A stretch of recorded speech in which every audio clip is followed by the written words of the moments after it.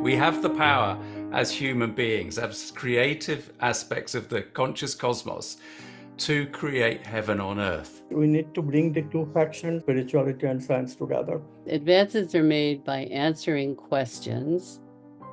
Discoveries are made by questioning answers.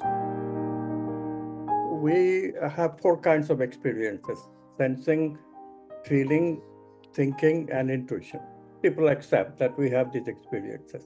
In the 1960s, a prejudice came in that matter is everything.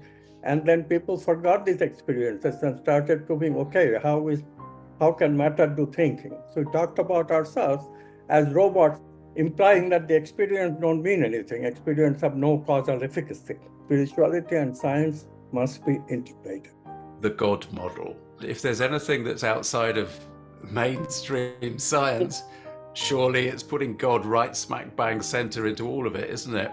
God imagines all of this by organizing his thoughts into computer-like algorithms which run in his mind. God is a mathematician. All these algorithms are already run into a virtual simulation.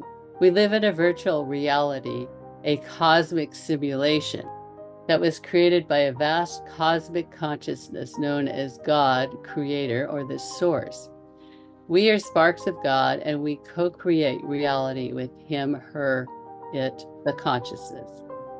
Excluded spirituality is the most disastrous thing, biggest mistake that human beings have ever made.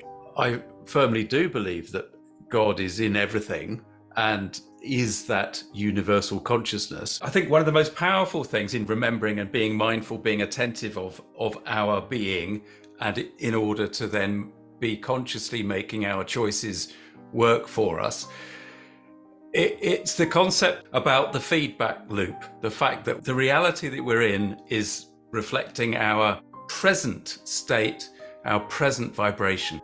The basic idea of quantum physics is that quantum physics is the physics of possibilities. And for possibilities, they are not reality. Somebody has to choose from the possibilities to make reality. And that chooser is consciousness. So this begins the journey, which of course then asserts that an observer is needed. In the process, consciousness splits itself into the observer's consciousness, personal consciousness, and the objects that the personal consciousness experiences. Neuroscientists, they're still struggling with the idea of how to explain the subject-object split. The materialist models are all about consciousness as an object. But consciousness, of course, in our experience, is not an object. That is the part of consciousness which makes us so curious and also at once so much able to do things in the world. Because consciousness is a subject, it's a self within us. We do things, we initiate things, we are creative about things, we can change. God and science can coexist.